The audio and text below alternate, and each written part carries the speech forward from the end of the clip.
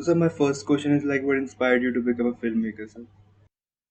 Uh, well, I don't know if I had much of a choice because I grew up in a creative environment. My grandfather was one of the pioneers of Indian animation. My father and mother both are filmmakers as well, and so seeing them, do their work growing up, I felt inspired to become a filmmaker myself. So I don't think I had much of a choice. I don't think I can do anything else. I This is all I know, and this is all I can do. And so I chose this profession. So, sir, was there a point of time like you didn't want it to become a filmmaker, more interested in something else? Yes, in fact, I saw. After my dad made his first film, he was struggling to make his second film, and at that time I was a little I was a little put off by just the amount of struggle it takes to kind of make your films. And I started to really look at plan B's and plan C's and plan D's for my career. And at that time I in fact joined architecture school. I thought, I thought that that can be a fallback option just in case my filmmaking career doesn't work out. That's something I did consider. But as I said, I had such a deep rooted interest in filmmaking that I quit after one year of architecture school. So yes, I did consider other things and other professions, but I just couldn't see myself doing anything else but film. So, have you gone to like film school, and what's your opinion on film schools? I have gone to film school. Uh, I have gone to film school, but I dropped out of film school. I spent a year and a half in film school, and I dropped out. I was doing my masters. Um, well, there's this quote by Ritvik Kumar Ghatak where he says that you can read all the books on film, you can learn all the technicals, but if you really want to become a storyteller, you need to keep a bottle of whiskey in one pocket and your childhood in the other. I really believe this. I think filmmaking is a culmination of all your life experiences. It's about your understanding of the world, understanding of human behavior, human psychology. It's an understanding of um, the social politics. It's an understanding. You basically get some kind of world wisdom. Uh, that's what enriches you as a storyteller. Otherwise, you'll know how camera works. You'll know how editing works. You learn the technical aspects of film. But if you really want to become a true storyteller, you need to live and experience life.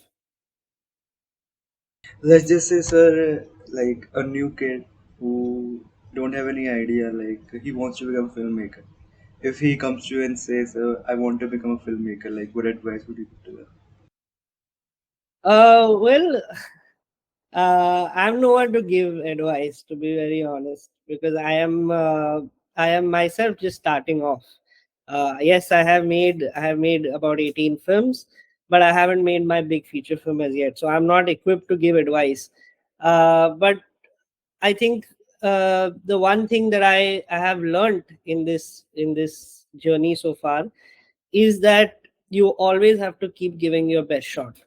At no point do you become complacent. At no point do you like take the back seat and say, okay, now I've made enough films and now I just keep. No, so that doesn't work like that. You have to keep giving your best shot. You have to keep improving. You have to keep because you're only as good as your last film. And I have been in that space where after making a few films, I became a little lethargic, and I took a back seat, and I started making films that were not very good, uh, and then it took me a while to get back on track. So that's something I've learned, and I hope others also learn this.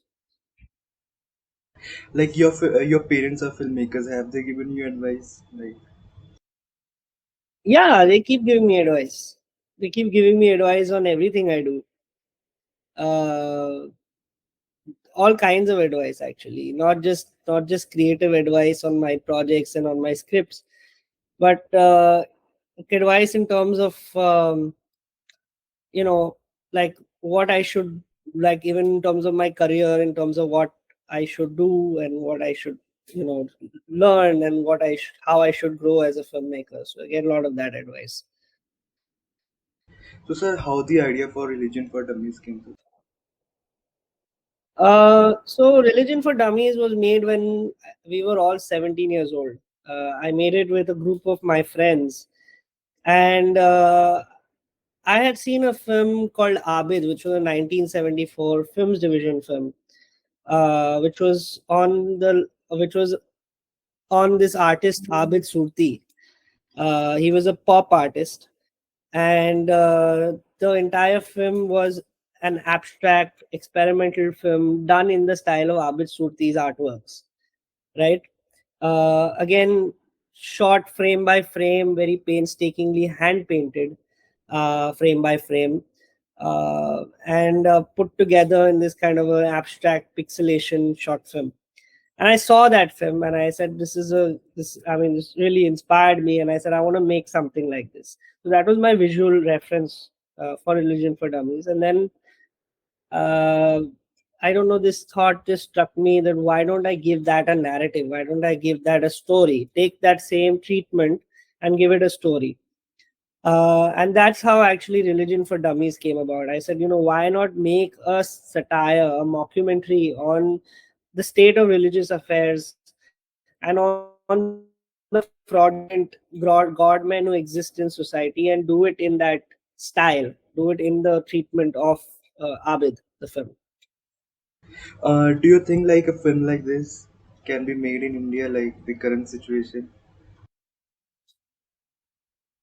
Um, Difficult to say, because I remember when at that time when we made the film, uh, the state of affairs wasn't as bad as it is today politically. Um, and at that time when we applied for a censor certificate, we got an A rating, which would effectively mean that I made the film when I was underage, when I was under 18, but I cannot watch my own film because it's an A-rated film. So it was just because of the fact that it's about religion, and it is critiquing godmen to some, and it's not even anti-religion, it's anti godmen, so to speak. But even then, because it was something that is a topic that is slightly volatile or slightly controversial, uh, they decided to give it an A rating, which didn't really make sense to me, but it was a choice that they made. I don't know what it would be like today. During shooting, like, did you face any difficulties, sir, for Religion for Dummies? It's a long time ago. It's about 8-9 years ago that we made the film. But yes, of course, we faced difficulty. I mean, that film was for the fact that we had a very limited scale and a limited budget and limited days of shoot, and we were all very inexperienced. We were all very young.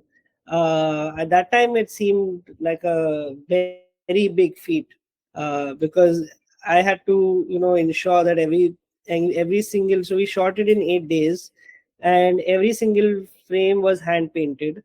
We didn't know how we were going to achieve this. Luckily, I got in touch with an artist called Ranjit Dahiya, who specializes in uh, life size wall murals.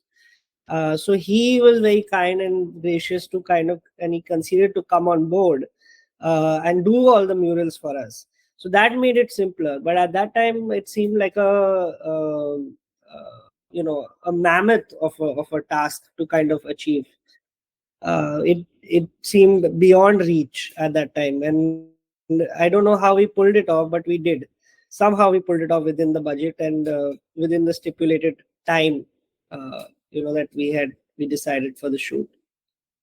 Great. So, sir, you were very young, like when you made that film. So what did you learn from there and still use like in your projects you're doing right now? I think the one thing I've learned is patience. I think it was Martin Scorsese who said that the real filmmakers who succeed are not the ones who are the most knowledgeable or the most technically sound. The ones who succeed are the most patient ones. I think that was what it taught me. It taught me the kind of rigor you have to put into pre-production and post-production to make a film the best possible version that it can be. So I think I definitely learned patience on that project. So sir, how the idea for Sutab came and what was the experience in that? Suttabazi was actually, the concept was sent to me as a voice note by one of my friends. He was studying in Canada, and he sent me a concept about a family stuck in lockdown. But that Suttabazi angle was not there in that. There was no cigarette angle in that. There was just a concept about a family stuck in lockdown, and they're the kind of family that it is. They're constantly kind of bickering with each other, and the family dynamics are a little volatile. So that actually stuck, and I said, okay, why don't I elaborate and why don't I expand on this idea? And that's when I think I was talking to a few friends of mine and some people who were working in my team, and they said that the one thing that they were struggling with, uh, because some of them were also smokers, was that they were stuck with their family in lockdown, but they had to sort of secretly surreptitiously kind of get their fix. Get so they were struggling with kind of secretly smoking when they were living with their family. So that's how I think the concept came about of Suttabazi. And we developed it further when we added our little humor and a little bit of those punchy dialogues, and a little bit of a made it like a very interesting kurkure kind of a family, and then obviously gave it some kind of meaning and some kind of theme, which is about empowerment at the end of the day. So that's why it was I think an interesting project to do, and that's how actually it came about. So sir, how like on average for a short film, how big is the crew and what is the average budget for a short film?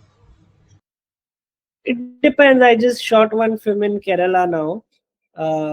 It had many locations and many characters, many background artists, many extras, a large team working on it.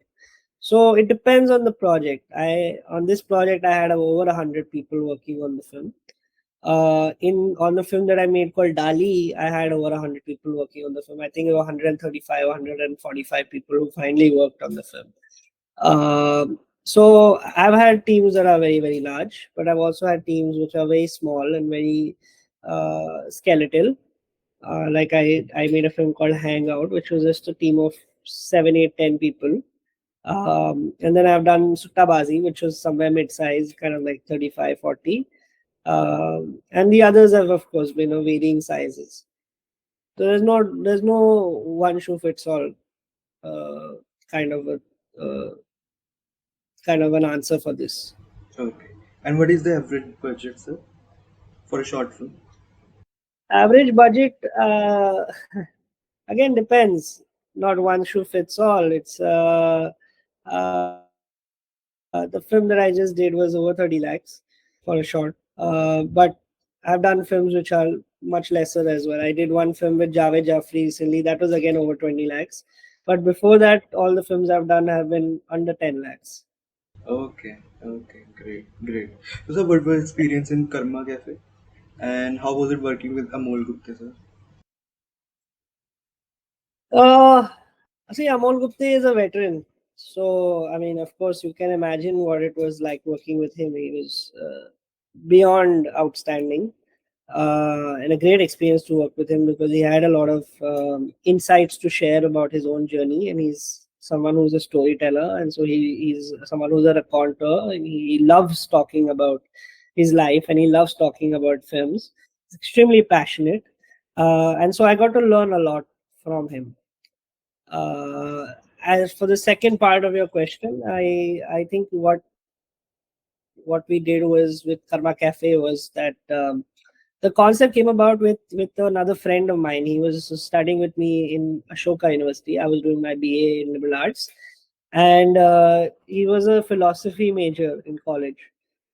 And he and I were jamming because we had, sort of worked on some stuff before, and he and I were jamming, and we said, okay, why don't we make a film about a cafe where you don't get served what you want, but you get served what you deserve according to your karma. And I think that's how Karma Cafe was born. And then of course we wrote it, we gave it a very, it was, we wanted to make it like a chamber drama, something like Richard Linklater kind of a film where you have people talking and in conversation, and things are revealed in through conversation. So what we did was we kind of gave it four major beats, right? In the story, which is the first beat where the first, where he comes in, and where Nakul, who's playing Alif, he comes in, and he's somewhere who's in denial, and then as he opens up from denial, it moves to bargain. From bargain, it goes to confession, and then from confession, it finally goes into repentance. So by the end of the film, as he repents, he kind of redeems himself, and he gets that perfect bowl of soup that he wants right at the beginning of the film. So there's a graph for him as a character as well.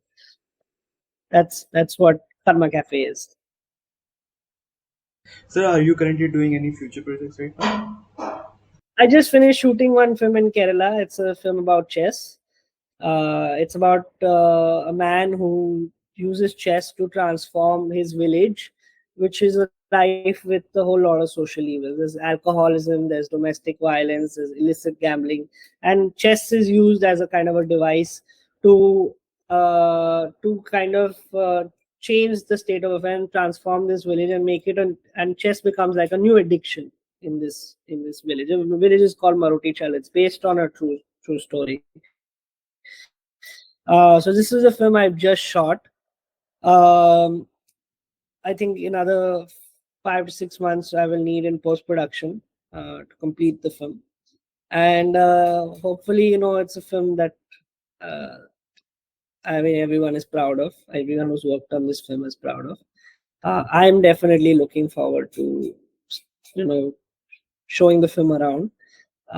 So it's exciting times.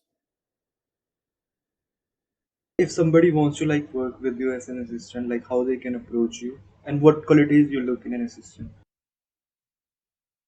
Um, well, I'm quite accessible. I mean, my Instagram, I usually respond on my Instagram. So my Instagram is at Kabeer K Khurana, Kabeer with a double E, Kabeer, Kabeer K Khurana, Khurana. So you can reach out to me there. Um, I think my Instagram also has my phone number and my email ID. So you can also send me your profiles there. I hire people on a project basis. So I don't, if you message me and I don't have any work for you, I will not obviously be able to hire you. It's only when I have projects that I hire assistants. In terms of what I'm looking for in an assistant is passion, obviously passion, and a willingness to kind of put in the work that is required, to take initiative, to take the lead on things, because I usually have my hands tied in various different directions, and I look for people who take responsibility, take initiative, and lead from the front. So if you could recommend few films, like your favorite films and filmmakers like, of all time. It's a list. It's a list, huh? Okay. Uh, so there's a 2011 film called The Artist, which I love. There's a film by Truffaut called 400 Blows, which I love. There's a film by Tarkovsky called Stalker, which I love. There's a film by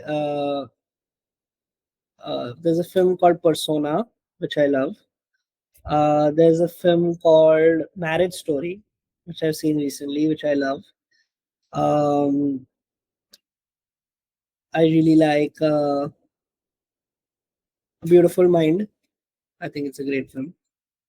Uh, Shape of Water was another film I really like. Just trying to think which are the other films. I really like Lady Bird. Yeah, and I also really like the original Spider-Man, the first one. So yeah, I think these are my picks. Okay. Any Indian filmmakers of it? Any Indian filmmakers? Oh, many are. Uh, Vishal Bhardwaj, Imtiaz Ali, Zoya Akhtar, Anurag Kashyap, uh, Vikram Motwane, and yeah, I think these five, and of course my mentor Saeed Mirza. Sir, thank you so much, sir, for joining such Thank you such for having me.